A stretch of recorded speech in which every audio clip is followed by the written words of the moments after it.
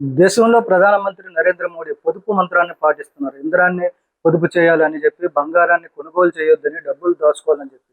ఇలా చేస్తూనే మరోవైపు కూడా ఈ నెలలో వరుసగా 3 సార్లు అయితే పెట్రోల్ రేట్లు, డీజిల్ రేట్లు పెరిగాయి. మరి దీని మీద రాజకీయ పార్టీలు ఏమంటున్నాయో తెలుసుకునే ప్రయత్నం చేద్దాం. మనతో పాటు బీజేపీ విశాఖ పార్లమెంట్ మాజీ అధ్యక్షులు మేడపాటి రవీంద్ర గారు ఉన్నారు. సార్, ఏం చెప్తారు? ఈ నెల రోజుల్లో మూడు సార్లు పెట్రోల్, డీజిల్ ధరలు పెరిగాయి.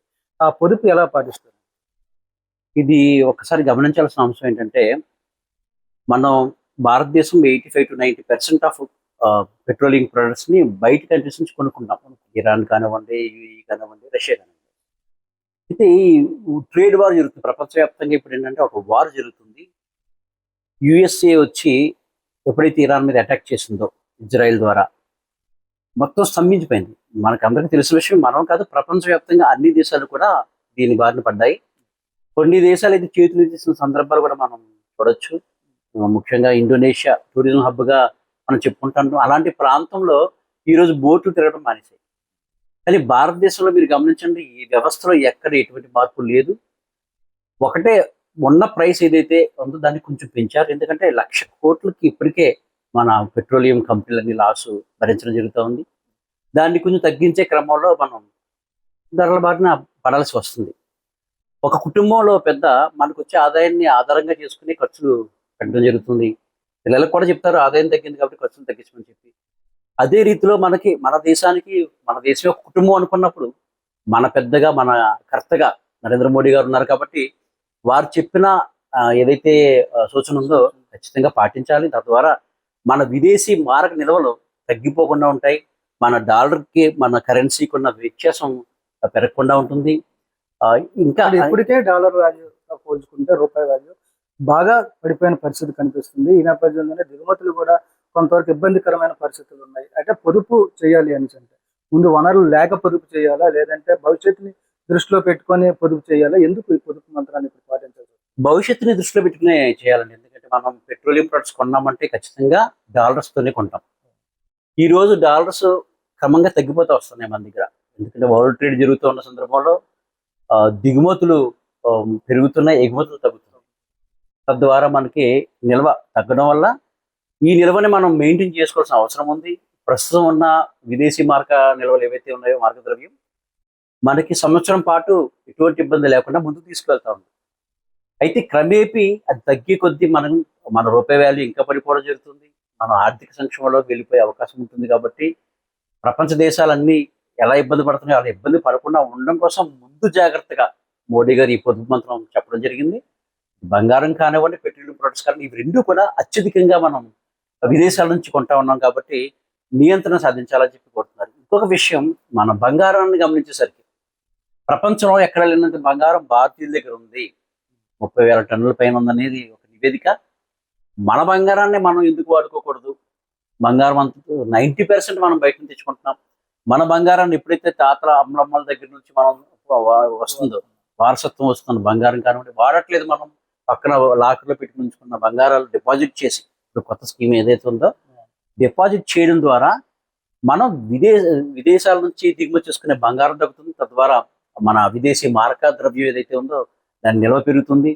మనం ఒక విధంగా ఒక దేశభక్తితో సమానమైందండి. ఈ స్కీమ్ మనం ఇంప్లిమెంట్ చేసుకుని మనం కానీ ఉపయోగించుకుంటే మనకు కొంత ఆదాయం వస్తుంది, దేశానికి సేవ చేసిన ఒక భాగ్యం లభిస్తుంది. అంటే ఇప్పటికే ప్రధానమంత్రి పిలుపు మేరకు రాష్ట్ర ప్రభుత్వాలు కొంతవరకు, అంటే ప్రత్యేకంగా ఆంధ్రప్రదేశ్లో కాన్వాయిలు తగ్గించుకోవడం జరిగింది, ఇంధన ఖర్చును తగ్గించుకోవడం జరిగింది. కానీ సామాన్య ప్రజలు నిత్యం ఏదో ఆదరాబాదరాగా పరుగులు పెడితే వెళ్తున్నటువంటి ఉపాధి కోసం కావచ్చు, ఉద్యోగాల కోసం కావచ్చు, ఇవి సంపాదన వేటలు అంటే బ్రతకడం కోసం సంపాదన చేస్తున్న నేపథ్యంలో వాహనాల మీద వెళ్లాల్సిన పరిస్థితి. ఎందుకంటే పబ్లిక్ ట్రాన్స్పోర్ట్ కూడా అంతగా లేని పరిస్థితుల్లో మరి ఖచ్చితంగా పెట్రోలు, డీజిల్ వినియోగించాల్సిన పరిస్థితి కనిపిస్తుంది. మరి ఇదంతా కూడా సామాన్యుడి మీద భారం పడుతుంది. మరోవైపు ఆదాయం పెరగలేదు. దీన్ని ఏమంటారు? ఇక్కడ విషయం ఏంటంటే, నరేంద్ర మోడీ గారు ఈ రోజు కాదు, ఆయన అధికారంలోకి వచ్చిన రోజు నుంచి పెట్రోల్, డీజిల్ యూటిలైజేషన్ తగ్గించాలని చెప్పి బ్యాటరీని ప్రోత్సహించడం జరిగింది. ఒకవైపు సోలార్, ఒకవైపు బ్యాటరీ ప్రోత్సహిస్తూ రావడం జరిగింది. ఈ రోజు మీరు గమనిస్తే ఆయన ఒక స్టేట్మెంట్ ఇచ్చిన తర్వాత ఆయన కాన్వాయ్ని ఆయన తగ్గించుకోవడం జరిగింది. ప్రజలు చాలా మంది చైతన్యం వచ్చింది. ఎవరైతే డీజిల్ పెట్రోల్ కార్లు తిరుగుతున్నారో వాళ్ళు కొంతమంది అయితే ఈ బైకులు తీసుకుని తిరిగే ప్రయత్నము, సైకిల్ మీద తిరిగే ప్రయత్నం చేస్తా ఉన్నారు. ఇది ఒక సూచన. మీరు గమనించండి, కిమ్ ఉన్నారు. ఆ కిమ్ ఏం చేస్తారు నార్త్ కొరియాలో? ఆదేశం మాత్రమే ఉంటది, మీరు ఖచ్చితంగా పాటించాలి. కానీ ఇక్కడ అలా కాదు. మన కుటుంబ పెద్ద ఎవరైతే ఉన్నారో, మన భారతదేశానికి కర్త, ఆయన సూచన చేస్తున్నారు కానీ ఎప్పుడు ఆదేశించారు. అవునంటే మనది ప్రజాస్వామ్య దేశం కాబట్టి ప్రజాస్వామ్య దేశం అదే. ప్రజాస్వామ్య దేశంలో కూడా ఆదేశాలు ఏమంటే కొన్ని ఆదేశాలు ఉంటాయి. యాక్ట్ చేయొచ్చండి. ఎందుకంటే ఆ ఫైనాన్షియల్ సిచ్యువేషన్ ఉన్నప్పుడు, ఇలాంటి సిచ్యువేషన్ ఉన్నప్పుడు ఖచ్చితంగా వాళ్ళు చెప్పడానికి, డిక్టేట్ చేయడానికి కూడా అవకాశం ఉంటుంది. కానీ అలా చేయట్లేదు ఆయన. మనకి సూచన చేస్తున్నారు. ఆ సూచన 100కి 70 నుంచి 80 మంది పాటిస్తా ఉన్నారు.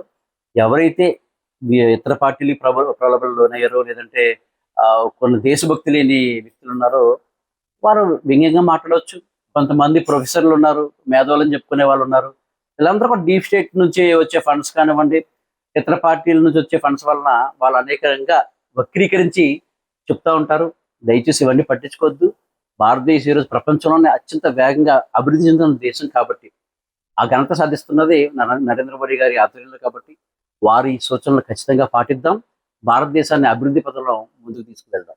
ఇప్పుడు ఏదైతే గ్రీన్ ఎనర్జీ వినియోగం ఒకసారిగా వ్యవస్థ అయితే మార్పు కాదు, క్రమక్రమంగా పడుతుంది. ఇప్పుడు ఏదైతే ఇంధన పొదుపు చేయడం వలన, లేదా ఎనర్జీని మార్చుకొని సోలార్ దీంట్లో కావచ్చు, సోలార్ బ్యాటరీ కార్లు కూడా, ఇది మారడానికి కొంత టైం పడుతుంది. అంతవరకైనా ప్రజలకి భారాలు తగ్గించే అవకాశం అంటే ముందు ముందు ఏమైనా ఉంటాయి?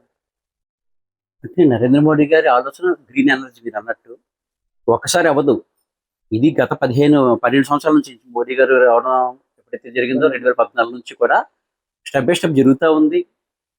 ఇన్ఫ్యాక్ట్ మనకి ఆ విధమైన మార్పు రావడం వల్లే మనం దిగుమతి ఇంకా తగ్గిందని చెప్పుకోవచ్చు. లేదంటే ఇంకా ఇప్పుడున్న దిగుమతి కంటే చాలా ఎక్కువ చేసుకునే పరిస్థితి ఉండేది. అయితే ఈ భవిష్యత్తులో రానున్న 5 నుంచి 10 సంవత్సరాల్లో ఇంకా బాగా ట్రాన్స్ఫార్మ్ అవుతాం మనం. ఈ రోజు గమనిస్తే కనుక ఈ కార్స్, ఈ బైక్స్ ఎక్కువ మంది చేస్తూ ఉన్నారు. మనకి దానివల్ల ఫ్యూయల్ కన్జంప్షన్ బాగా తగ్గుతుంది. భవిష్యత్తులో ఇంకా పెరుగుతుంది. ఎవరైతే ఈ కార్లు, ఈ బైక్లు చేస్తున్నారో వారి సంఖ్య పెరుగుతుంది. తద్వారా డీజిల్ వినియోగం తగ్గుతుంది, డీజిల్ పెట్రోల్ వినియోగం. దేశానికి అది చాలా మంచిది. ఎందుకంటే మనం దిగుమతి తగ్గిందంటే ఆర్థికంగా మనం బలపడతాం కాబట్టి ఖచ్చితంగా మంచి జరుగుతుంది. Thank you. ఇది మొత్తంగా చూసుకుంటే భారతదేశంలో ఏదైతే ఇంధన కొరత ఏర్పడుతున్న నేపథ్యంలో, అదేవిధంగా ఆ పొదుపు మంత్రాన్ని ఏదైతే నరేంద్ర మోడీ పాటిస్తున్నారో, అంటే కేంద్ర ప్రభుత్వం ఏదైతే పిలుపునిచ్చిందో ఆ ప్రకారం కూడా ప్రజలు కూడా ఇప్పుడిప్పుడే మారుతున్నారు. వాళ్ళ ఆలోచనలు కూడా మార్పులు వస్తున్నాయి కాబట్టి భవిష్యత్తులో ఖచ్చితంగా మార్పు అనేది అయితే వస్తుంది. ఆ గ్రీన్ ఎనర్జీకి మార్పు జరుగుతుంది. కానీ కొంత సమయం పడుతుంది. ఆ సమయంలో ప్రజలు భారాలను భరించాల్సిన పరిస్థితి కనబడుతుందని చెప్పి రవీంద్ర గారు తెలియజేస్తున్న పరిస్థితి. వీడియో జర్నలిస్ట్ శివశంకర్తో రాజు, ఐ న్యూస్, విశాఖపట్నం.